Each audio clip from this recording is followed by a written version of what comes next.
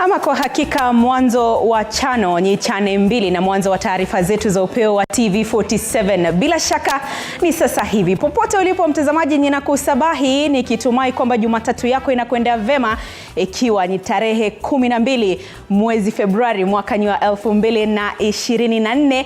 Popote ulipo, karibu kwenye taarifa zetu za upeo wa TV47. Tunazo taarifa chungu nzima kutoka vijijini, vitongojini na hadi mjini. Lakini kwanza kabisa tupate yaliyomo.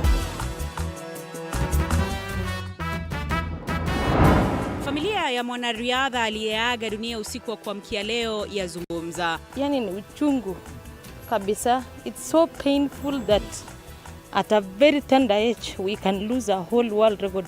Huku watu kutoka nchi mbalimbali wakitoa risala zao za rambirambi. Mamia ya Wakenya wafurika katika ofisi za idara ya uchunguzi wa jinai DCI Nakuru kushuhudia kuhojiwa kwa gavana wa Turkana Jeremiah Lomurkai pamoja na viongozi wengine kadhaa. Tumeitwa kwa sababu kuna mambo yanasemekana tumechochea. Na familia ya kijana ambaye alihusika katika ajali iliyohusisha basi la usafiri eneo la Upeo, kaunti ya Kisumu mwezi jana, inadai haki baada ya usimamizi wa kampuni hiyo kudinda kugharamikia matibabu yake. Hatujaona watu wa kampuni wakija hapa. Tumejaribu kuaddress lakini wamekataa kabisa kutusaidia.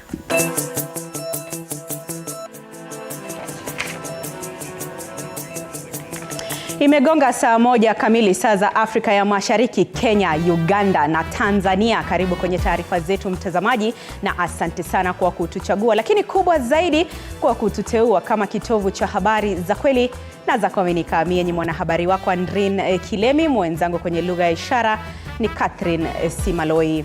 Wakenya na dunia nzima imeendelea kumuomboleza mwanariadha Kelvin Kiptum ambaye alishikilia rekodi ya dunia ya mbio za marathon za wanaume. Kiptum mwenye umri wa miaka 24 alifariki dunia katika ajali ya barabarani katika barabara ya Eldoret Kiptagat. Mwanariadha huyo alifariki pamoja na kocha wake Gavias Hakizimana wa Rwanda. Mwege William na uketo wa taarifa hiyo. Ulimwengu wa riadha unaomboleza kifo cha mwanariadha anayeshikilia rekodi ya dunia katika mbio za marathon, Kelvin Kiptum, aliyefariki jana kutokana na ajali ya barabarani. Kiptum na kocha wake walipata ajali kwenye barabara ya Eldoret Kaptagat baada ya mwanariadha huyo kushindwa kudhibiti gari alilokuwa akiendesha na kuacha barabara. Kiptum aliyekuwa na umri wa miaka 24 aliweka rekodi ya dunia katika mashindano ya riadha ya mbio za marathon Chicago mwezi wa Oktoba kwa kukimbia kwa muda wa saa 2 na sekunde 35 na kuvunja rekodi iliyowekwa na Eliud Kipchoge mjini Berlin mwaka 2022 baada ya kukimbia kwa saa 2 dakika 1 na sekunde 9. It is a sad moment for us. It is a sad moment for Kenya. It is happening, like we've rightly said, at a time when we knew that come the Olympics in July, we would be having a gold medal. Hata sijui nitasema nini, lakini wacha Mungu tu. Kama tumefanya makosa, Mungu asamehe sisi.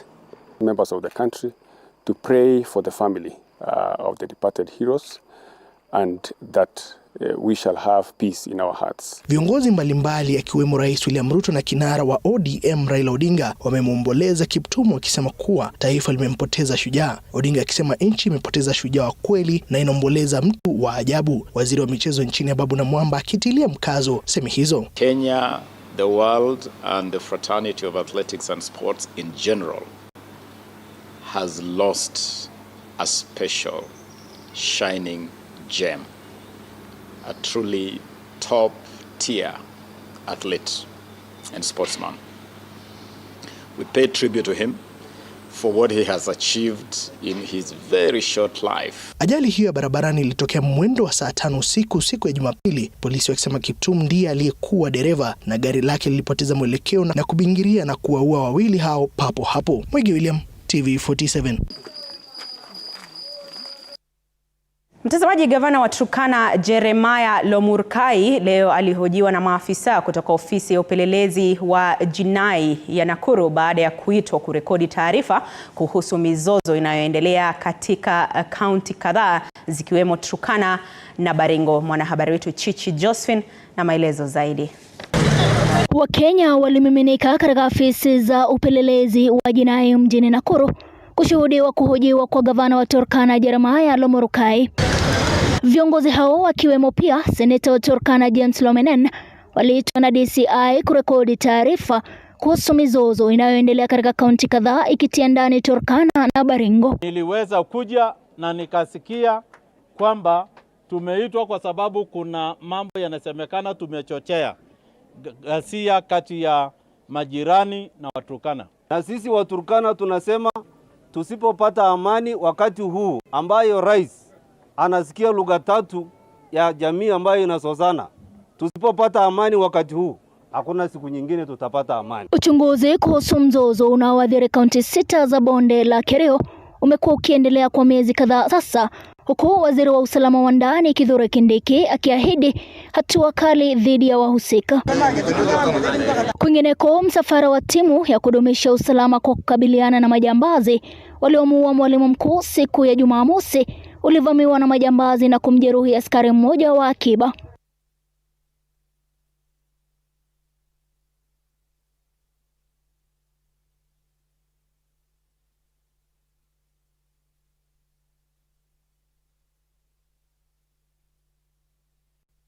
Kulingana na kamanda wa polisi wa kaunti ya Baringo Julius Kiragu, maafisa walijipata vitani na majambazi waliokuwa wamejificha nyuma ya kundi la ng'ombe. Aidha, aliwahakikishia wakazi wa Baringo kuwa swala la ujambazi litashughulikiwa.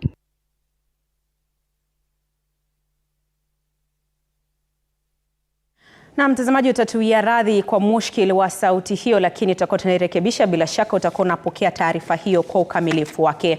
Lakini kwenye taarifa nyingine ni kwamba muungano wa Azimio la Umoja One Kenya umemtaka Rais William Ruto kuanzisha mchakato wa kuwateua makamishna wapya wa IEBC ili kuepusha mzozo wa kikatiba. Wakiongozwa na kiongozi wa wachache Upeo Wandai, viongozi hao wamemtaka Spika wa Bunge la Kitaifa Moses Wetangula kuwapa nafasi wabunge wote katika mijadala ijayo bungeni litakapofunguliwa hapo kesho. Hii ni baada ya mapumziko ya muda mrefu. Mwanahabari wetu Mike Kagwongo anaarifu zaidi. Matokeo mapana kwa Wakenya na utawala wa Rais William Ruto yatafuatia uamuzi wa Bunge la Kitaifa kujadili, kukataa au kupitisha sheria nyingi zilizo mbele yake kuanzia kesho Jumanne. Mvutano kati ya wafuasi wa Rais William Ruto na wale wa kiongozi wa ODM Raila Odinga kuhusu uundwaji upya wa tume huru ya uchaguzi na uratibu wa mipaka IEBC unatarajiwa bungeni hapo kesho. Wakizungumza katika eneo bunge la Karachuonyo, kaunti ya Homa Bay mapema hii leo kwenye mazishi ya mzee George Awino, viongozi wa upinzani wakiongozwa na kiongozi wa wachache Upeo Wandai wametaka fursa sawa bungeni ili kuepusha sintofahamu miongoni mwa wabunge kutoka serikalini na upinzani. Tomorrow we shall be resuming, and I want to say that there are critical issues and fundamental issues that are touching on the lives of Kenyans. I want to call for a honest, objective and time adequacy on debate. We are coming tomorrow. There is nothing like other side being given a lot of time to debate at the expense of the Azimio. Hivyo sisi tukirudi bunge, Mheshimiwa Upeo, kule chini wewe sisitiza kwamba sisi tunataka hilo suala la IEBC litiliwe mkazo. Viongozi wa mirengo hiyo miwili wanakariri matokeo tofauti ya njia inayofaa kuchukuliwa katika kupanga upya IEBC, wakiweka msingi wa mapambano makubwa kati ya wanasiasa. Wakati wenzao wa Kenya Kwanza wakiunga mkono jopo la uteuzi, upinzani unasisitiza kuwa mbinu ya kamati ya kitaifa ya mazungumzo NADCO iweze kufuatwa. You are imposing too many taxes and we know it as a fact, Ruto, and you also know it, that you will never raise more revenue by raising tax levels. You need to reduce the tax levels, expand the tax base, and close all the loopholes of corruption. Mike Kagwongo, TV47, Nairobi. Asante sana Mike Kagwongo kwa taarifa hiyo. Na familia ya kijana ambaye alihusika katika ajali iliyohusisha basi la usafiri la Metro mnamo Jumatatu tarehe 29 mwezi Januari eneo la Upeo, kaunti ya Kisumu, inadai haki baada ya usimamizi wa kampuni hiyo kudinda kugharamikia matibabu yake licha ya kuwa mmoja wa abiria wa basi hilo. Laban Shikokoti anaripoti kamili. Hilary Kisali Madiga, mwadhiriwa wa ajali mbaya ambayo iliua watu 17 kwenye eneo la Upeo baada ya basi alimokuwa akisafiri kutoka mjini Kampala, Uganda, kuelekea Nairobi kugongana ana kwa ana na lori. Kwa sasa yuko katika hali mbaya akiendelea kutibiwa, huku kampuni ya Metro inayomiliki basi hilo ikinyoshewa kidole cha lawama kwa kudinda kugharimikia matibabu yake. Mary Kisali, mamaye Hilary Kisali, anasema familia hiyo kwa sasa inatumia shilingi 1800 hadi sasa, na anahofia huenda gharama hiyo ya matibabu itaendelea kupanda. Hatujaona watu wa kampuni wakija hapa. Tumejaribu kuaddress lakini wamekataa kabisa kutusaidia.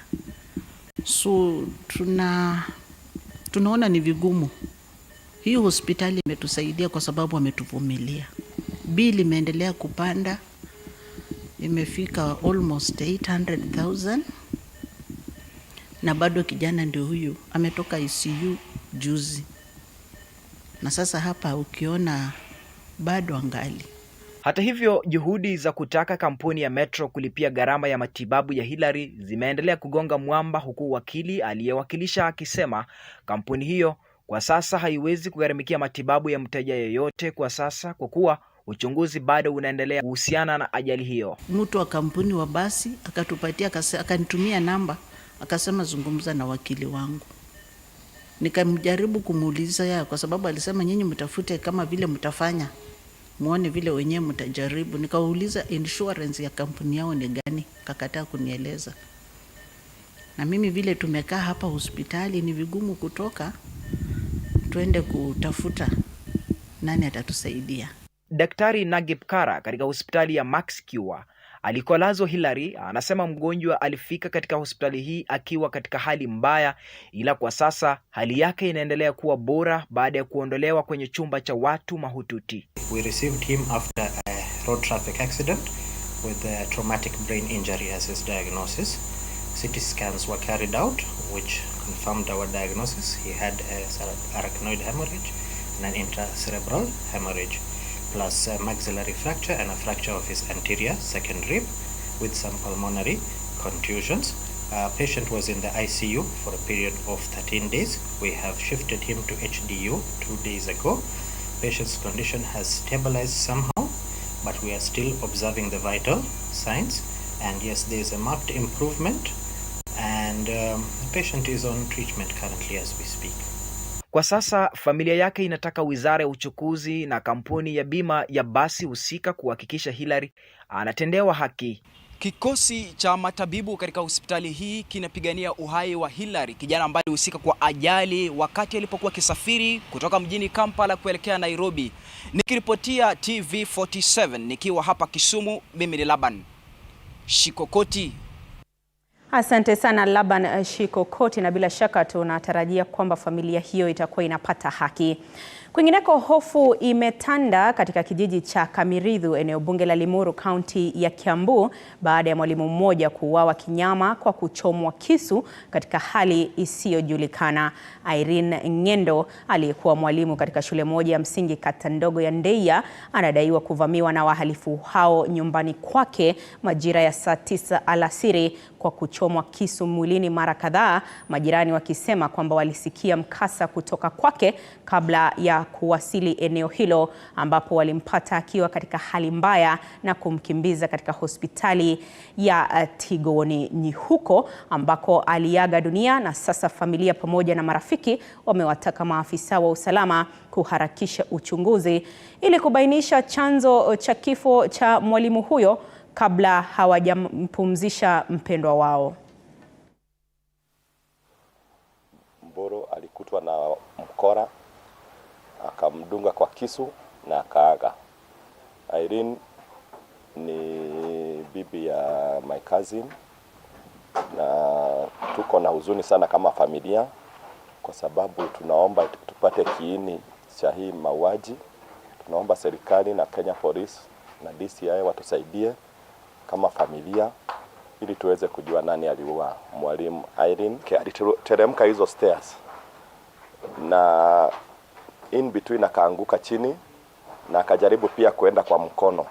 Sababu alipiga nduru, majirani walipanda pale kwa ile ua na kijana mmoja akaweza kumuona amelala chini.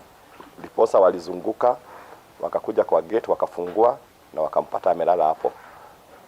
Wakamkimbiza huko hospitali ya Tigoni, hapo ndio walikuwa wanajaribu kumshughulikia. Kuna kamera, na hiyo kamera DCI na askari wamejaribu kuangalia, na ile kitu wameona hawajatuambia ni nini, kwa sababu tukiwauliza wanasema uchunguzi ni yao, sisi tungoje ripoti kutoka kwao. Viongozi wametofautiana kutokana na mpango wa serikali wa kulipa karo na huduma zingine za serikali kupitia mfumo wa eCitizen. Wakizungumza katika kaunti ya Kakamega, baadhi ya viongozi walisema kuwa mfumo wa eCitizen utasaidia kuepukana na wizi wa mali ya umma na pia kutasaidia katika kupunguza ufisadi. Waliopinga walisema kuwa serikali imeharakisha na haikuchukua maoni ya Wakenya ya kuwajumuisha katika kukabili kutumia au kukubali kutumia mfumo wa eCitizen. Wengine wakisema kuwa si wazazi wote wanaolipa karo kwa kutumia pesa.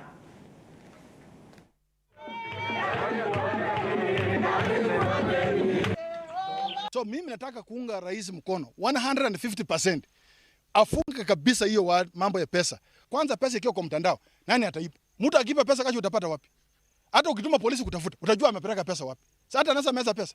Lakini pesa ikiwa kwa mtandao, tutajua mwalimu wa shule fulani anachukuanga pesa fulani na ni kiwango fulani na ni ya kasi fulani. Hii upinzani, tuwe na utu. Tuangalie kazi kama inafanya kisawasawa. Tuache serikali ifanye kazi hii miaka 4. Kwa hivyo hii eCitizen ningependa kuambia wazazi wasisikie porojo, pesa yao iko, ni vile tunataka accountability, kwa sababu kwa wale principals wazuri pia kuna wale walagai. We embrace technology. We are alive to the fact that digitalization is taking place, but you cannot hurry a process. It is not workable. It is not practical today in 2024 to say that fees will be paid through eCitizen platform. It cannot work, because when you look at where I come from, there are so many villages where parents don't even have smartphones. There are parents who pay fees by bringing firewood, bringing a chicken, bringing maize. Will you take a sack of maize and force it through a computer? Can you take a sack of maize and a bunch of firewood and say it is eCitizen, open up? Mtazamaji, kwa taarifa hiyo tunapunga unyunyu kidogo, lakini usiende mbali. Salia papo hapo, tukirejea tunarejea na taarifa zaidi.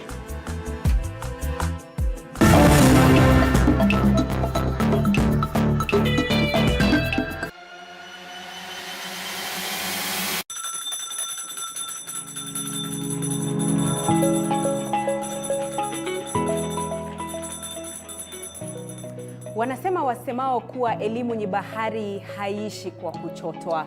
Wakati mwingi natangamana na wanafunzi madarasani, sio kama mwalimu bali kama nahodha kwenye kipindi cha tasnia ya elimu.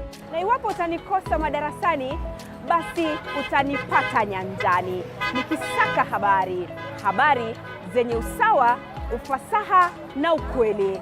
Na iwapo utanikosa nyanjani, bila shaka utanipata studioni. hapa nikisoma habari na kuendesha mijadala mikomavu. Mimi ni Andrin Kilemi, mpenzi wa lugha ya Kiswahili na elimu kwa jumla.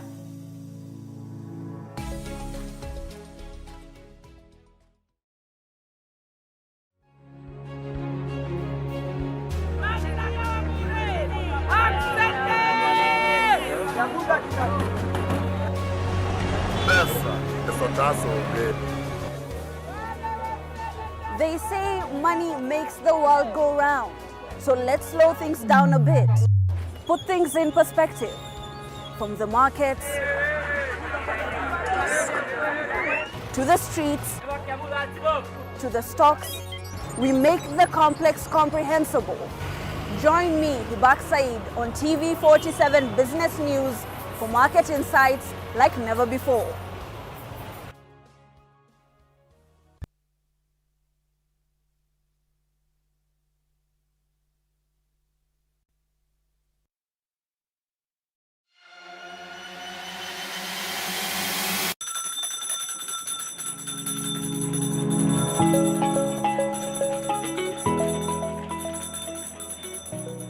Wanasema wasemao kuwa elimu ni bahari haiishi kwa kuchotwa. Wakati mwingi natangamana na wanafunzi madarasani, sio kama mwalimu bali kama nahodha kwenye kipindi cha tasnia ya elimu. Na iwapo utanikosa madarasani, basi utanipata nyanjani nikisaka habari zenye usawa, ufasaha na ukweli.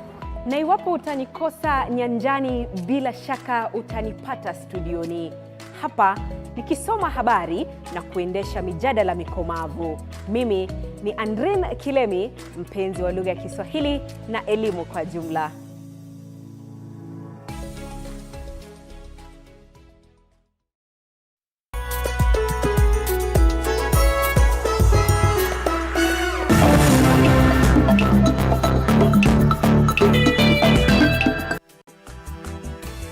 Unazidi kufuatilia taarifa zetu za upeo wa TV47. Karibu tena mtazamaji, nizidi kukutaarifu.